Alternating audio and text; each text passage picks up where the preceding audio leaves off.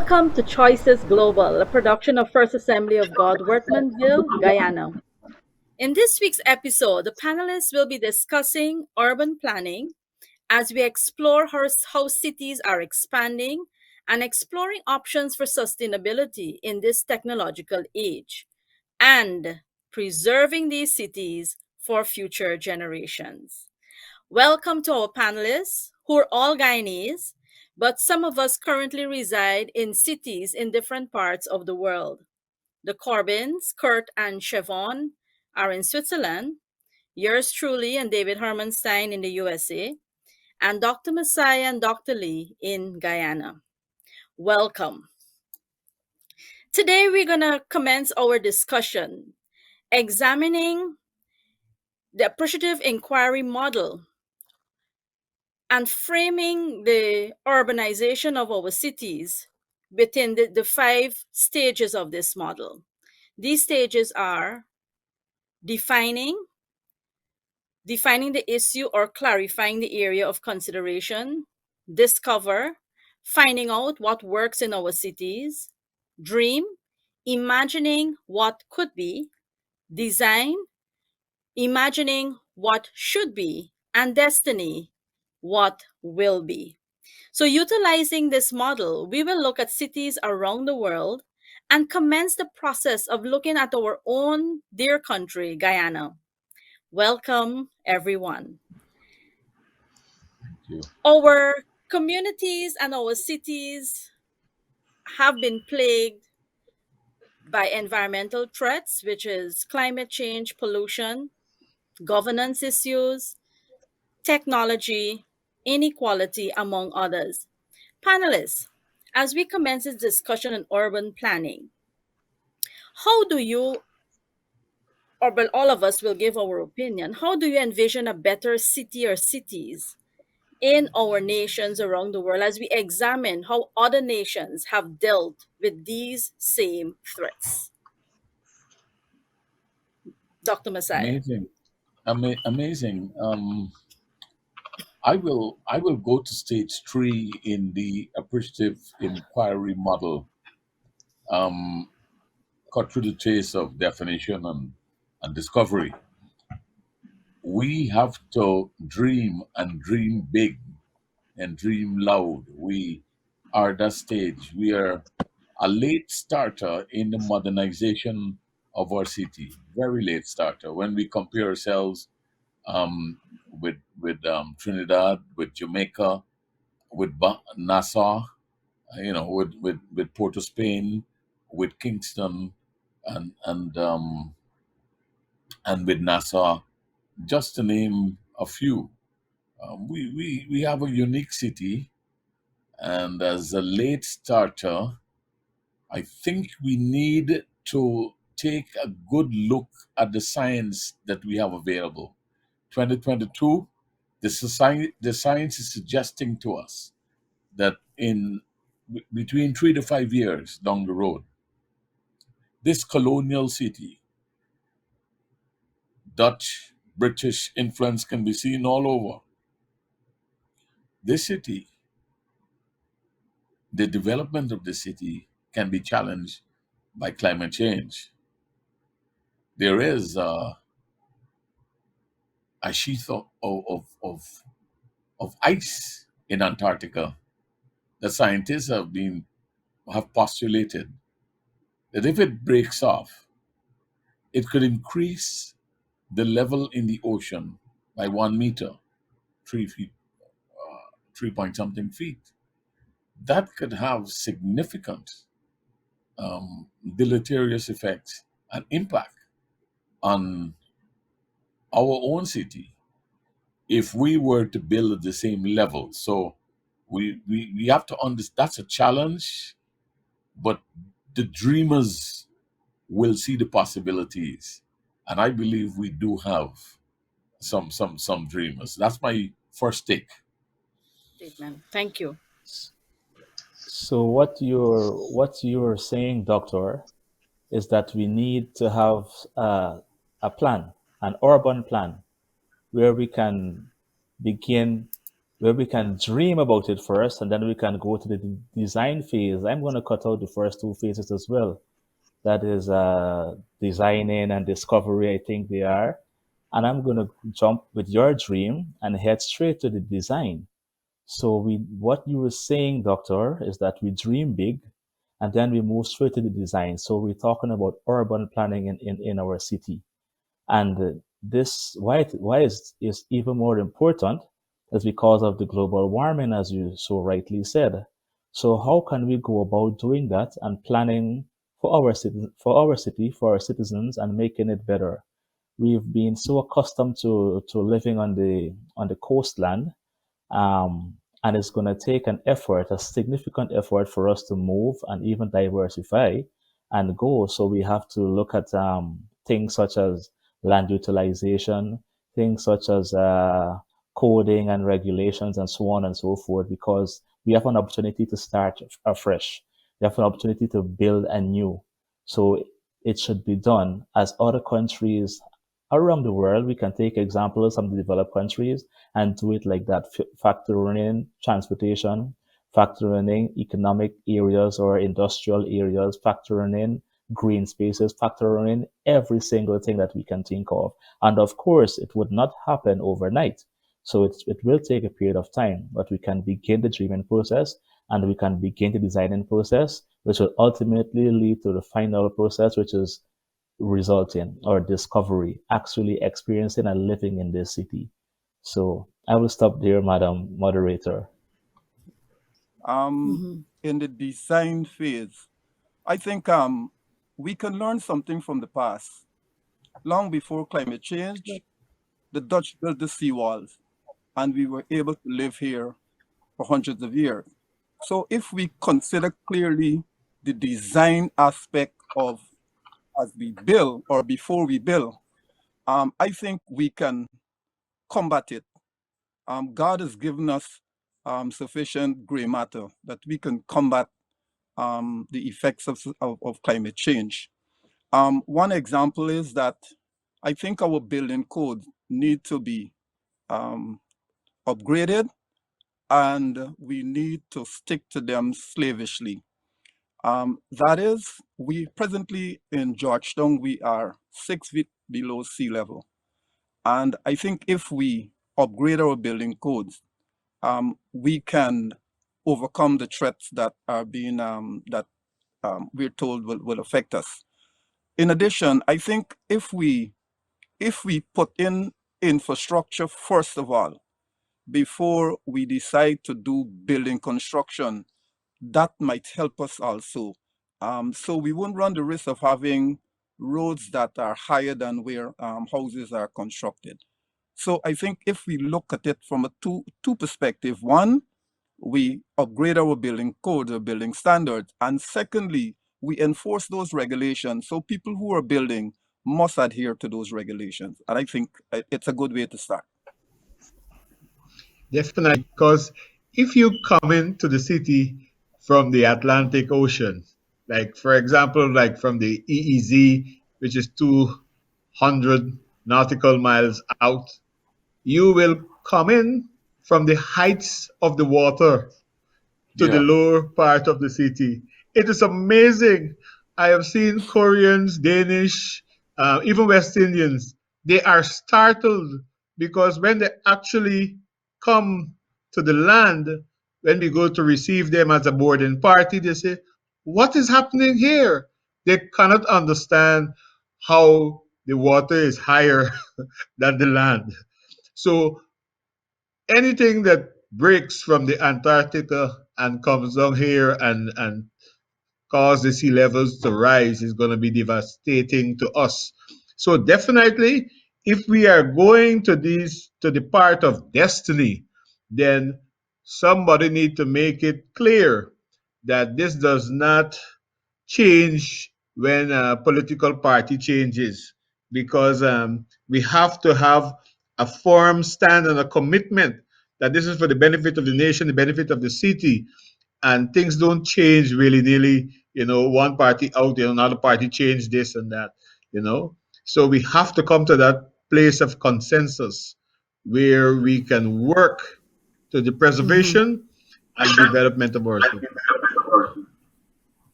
If I could add my perspective to the viewers, I mean, we're talking about urban planning, and at the heart of it, or for the layman, it speaks about where we live, where we work, and where we play.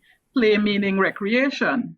And if I were to go to the destiny stage as well, what I have found in the discourse on urban planning in Guyana is that we've been very singular and of late excitable about planning in Georgetown around an oil economy and not being, I would say, visionary enough to contemplate, as David and others on the panel have indicated, that climate change is real and is beyond us just being an oil economy or a budding oil economy. So we need to ask ourselves, do we even want to focus our urban planning only in Georgetown, or do we want to contemplate what other countries have done and look at what other locations within our country are quite suitable for a new capital? Yes, I'm being bold in my dreaming, but I'm also focusing on the destiny of our country, Guyana. And so when I reflect on countries like Nigeria, who shifted their capital from Lagos to Abuja. I was in Tanzania when, even though they started the shift from Dar es Salaam to Dodoma in the 1970s and even started holding parliament in Dodoma, I was fortunate enough to have visited Tanzania as an international finance expert in the as recent as 2018 and 2019, when the government finally said, you know what, government workers must move to Dodoma because this is our new capital. And so I just want to throw the idea out there as we're dreaming and contemplating the destiny that we should not be singular or myopic in the view and vision that we have for urban planning in Guyana. We can talk a little bit more about the pillars I spoke about on not only living, but working and playing. And if I may add, I find that even in living in Guyana, our urban planning has been limited to celebrating the regularization of squatter settlements, increasing the number of land titles processed, and facilitating low-income housing. But what about recreation in the areas? And so I'll stop there, but just singling out that we need to go beyond where our discussion is currently on urban planning. Yes, thank you, panelists. And some interesting points were raised now, and as Siobhan just talked about, is just not only we're talking about low cost housing and regularizing squatter settlements, but how are we doing an overall development, and even looking at the possibility of shifting the city because of the threat of climate change. And then even as an oil economy, we're looking at we will now be able to purchase some of the technologies available, but how will that technology create a wider divide between the mega rich and those who are now coming to be part of the urban setting? So even as we contemplate the urban planning, we must be vigilant, we must be deliberate in how we deliver a cohesive and a transparent and an equal urban planning so that each member of the community benefit. You see, they apart from the environmental threat, we see cities need resources, water, food, energy. And once the urban cities begin to expand, this reduces those resources considerably. And so I would like us to contemplate what Siobhan just started, the comment about the dreaming of even shifting. And let us spend a little bit more time on that, because there were countries that shifted their cities into other cities, into other areas, so as to minimize the threats that we are now observing and are now going to feel the effects of. Dr. Lee, your thoughts. Yeah, the city of Georgetown the southern limit, I think it's Agricola. But I'm aware, I don't have all the details, that the dream has started because there is active consideration of establishing a new city in the hilly sand and clay belt region that's somewhere in the Timeri area. And that in itself will take us outside beyond, even if the iceberg breaks off, it will provide a measure um, of security. It will prevent us from being flooded were the city to be established there. So the dream has started. But to go back to what Siobhan was saying, I want to endorse it by saying I think the planning should start, because we should not only dream, and even while we dream, we have, I think, from the oil economy, we should be able to set aside sufficient, adequate resources so that we can contemplate in a real meaningful way the establishment or the removal of the capital city to some place that is secured and will prevent us from suffering the effects of climate change. Climate change. David, your thoughts? If if that should be, and hopefully they should do it, start this planning now. But I would hope that they would retain at least the maxim of which the first city uh, was called, the Garden City. Chevron seemed to be insisting that there must be some measure of green space um, where persons can plant. I had a little contribution in the oil industry, and whether I go to the meetings at the Ministry of Finance or the Office of the President, I would always insist that we all talking about this oil, but if we should put one letter and change the suffix, we have soil, and soil don't spoil.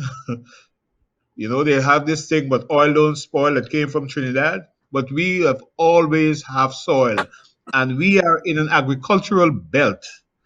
And I would like to see that our city, whether this old one or the new one, have this emphasis where we will have these green spaces so that we can plant and we can grow good food and we can help ourselves and we can sell to various parts of the country or even export maybe.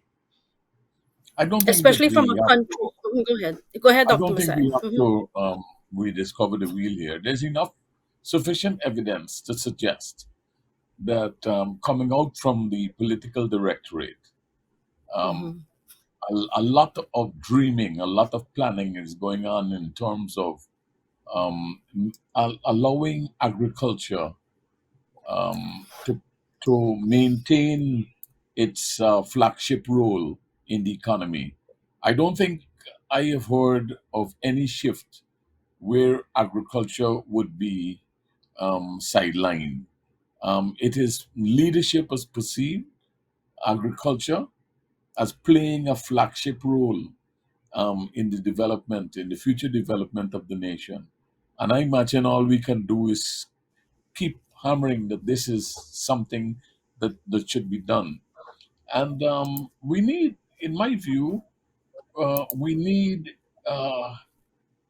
to develop dream about the new city and the new towns that will be built, while at the same time we are strengthening the institutions, the caucus, the sea defense, and all of those kinds of things around old Georgetown, because we will not pick up our bags and all of us march and go some other place. Georgetown will remain Georgetown, but we you have the highlands and the highway and beautiful lands inward. It will take lots of money to be able to do it, and the will to be able to do it. And so that's why urban planning.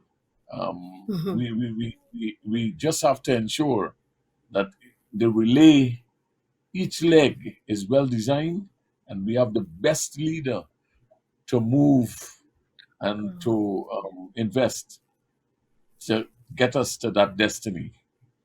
Yeah. I think critical, Dr. Messiah, as you mentioned earlier, we have some of the systems or infrastructure in place, but we, as a people, we must remember that these things don't usually happen overnight. It takes sometimes decades if we remain focused on the outcome and if we keep the dream in focus, and not shift with every political change or every change in governance, where we stay focused that this is for the benefit and the development of our nation.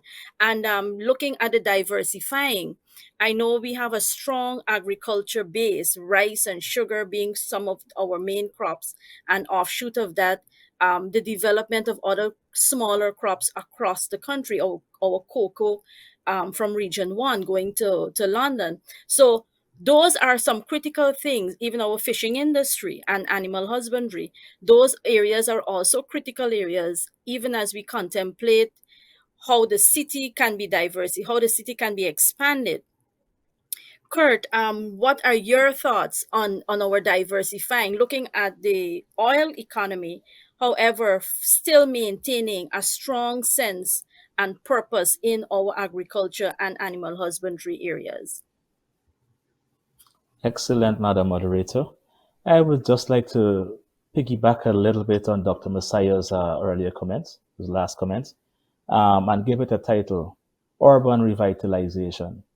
He was explaining to us about not moving away, as we think about this new dream and this new city and everything that it will encompass, green spaces, proper coding, proper regulations, and enforcement of those regulations, where we'll have the economic area, we'll have the residential area, we'll have an area identified for parks, which is the green space that identified for sports. Siobhan mentioned playing earlier, and everything.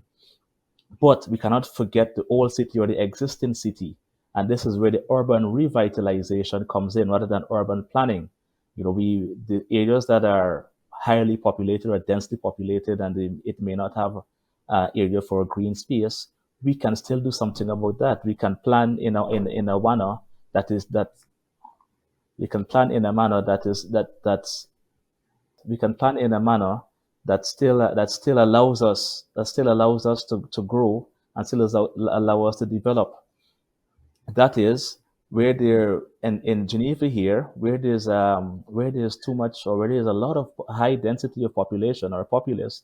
There's an area identified for planting, where persons who have the green thumb and who like planting, they can find a space in their apartment compound, in their apartment complex, and they can still plant there. That's where the green spaces come in. So in the city, though it's highly populated or densely populated, there's still a part for green spaces. So in the existing city, we can do that. As it relates to the oil economy and not shifting away from that, I think that is one of the good ways we can do it. Proper revitalization plan and a structure, and we can get there and we can get it. Madam Moderator. One of the things Thanks, Sam. before Cilicia comes in, the as the new city or those new areas are being developed, we have to make sure that the city, the old city or the current city, is not neglected. Even as you look right now, people are moving to the suburbs. From the city, people who lived in the city. I grew up in the city of Georgetown. I no longer live in Georgetown because there's a natural move, and I'm not just talking going to Region 11. People are going to the suburbs, and housing communities are developing. What can very well happen there is that the city, the old city as we know it, can become the place for the last, the least, and the lost. We don't want that. We want to have No. a fully revitalized city, and the dreamers, the architects of the future, they have to Correct. ensure while we are embracing the future, we protecting the current. You're not neglecting. Good. Your comments, Siobhan?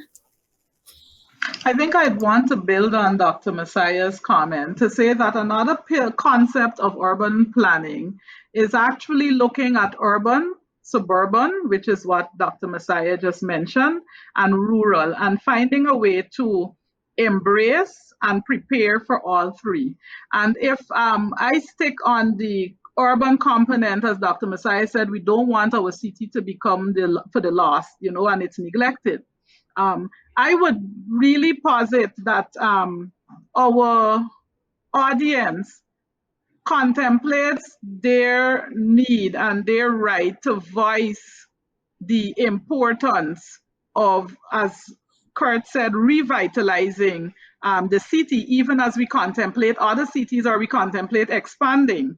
And my own reflections are on a few points. One is that there is a lot of history that sits in Georgetown. And so, one, there's an opportunity for economic tourism and economic activities coming out of that. So preserving the city. I was home in December and looking at the state of some of our more popular or more historical buildings shows that there is room for rehabilitation. So that's one benefit I see from the city. The second is around still building out infrastructure for what I said, play or recreation.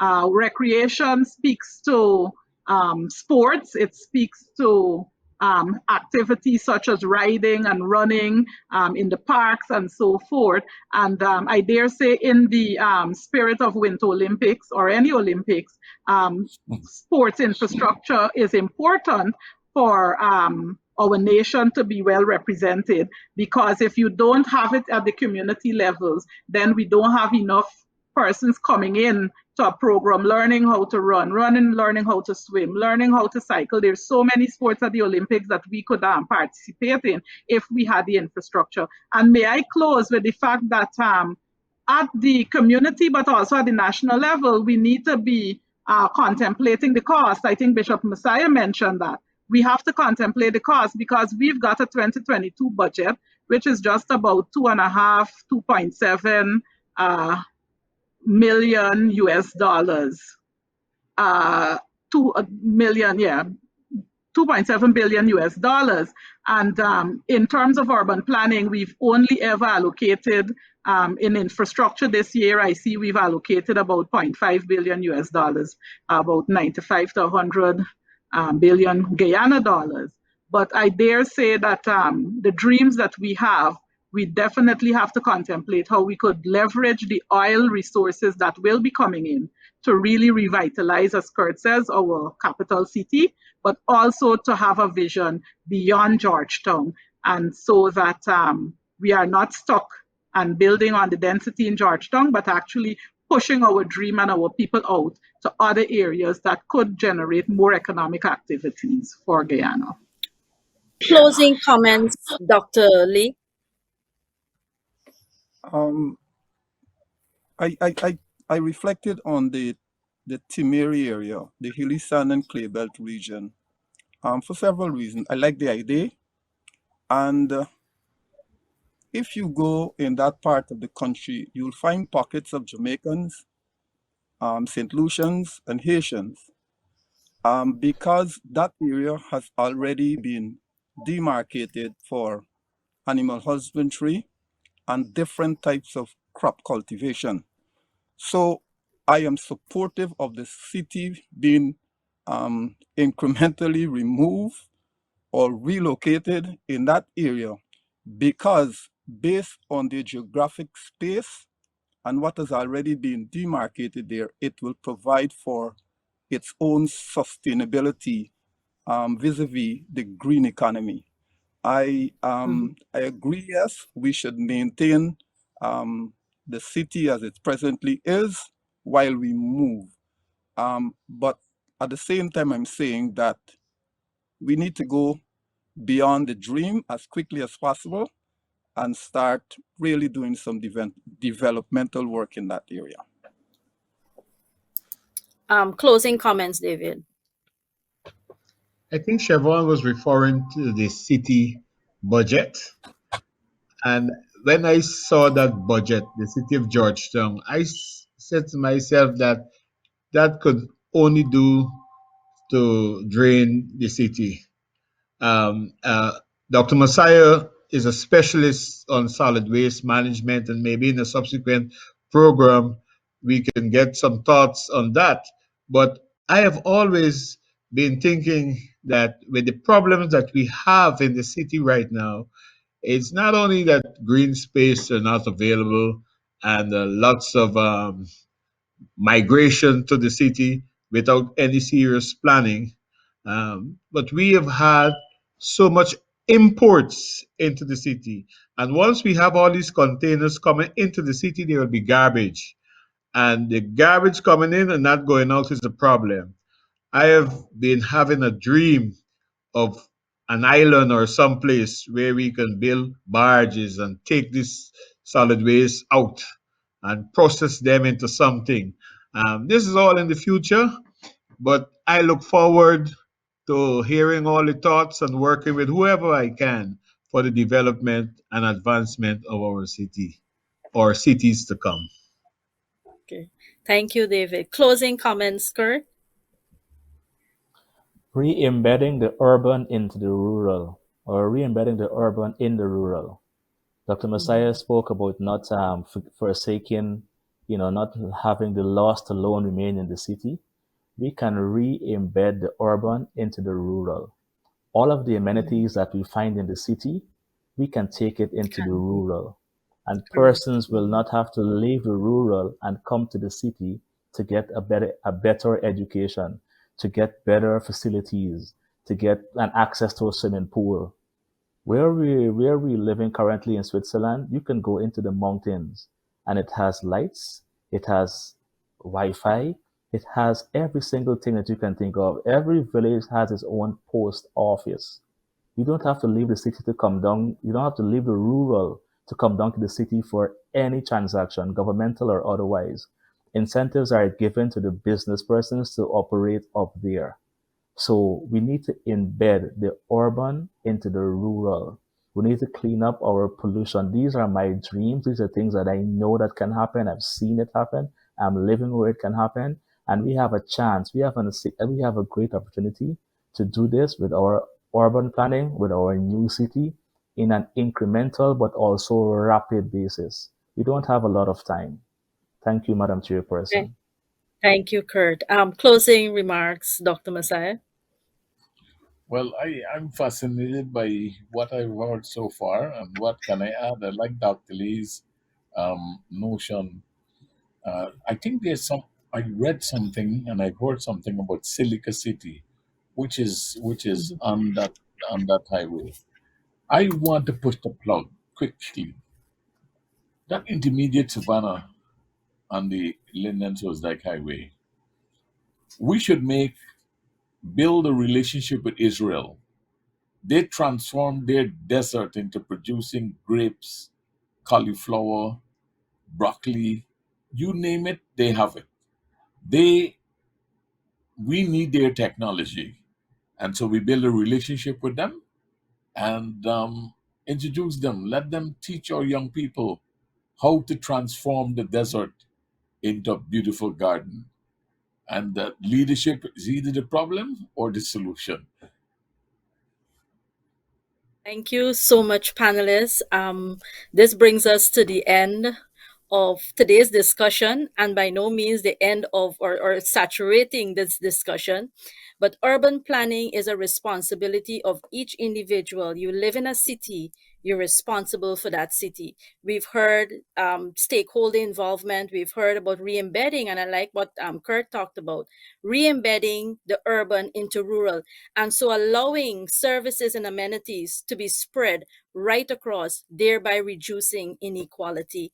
And I want us to continue to discuss this among with your children. Discuss it when you go to your workplace. We have started to dream, and I want to encourage all of us to protect and dream for your city. You can join us for updates and information on our website, faogw.org. And just reminding you, this is Choices Global. See you soon.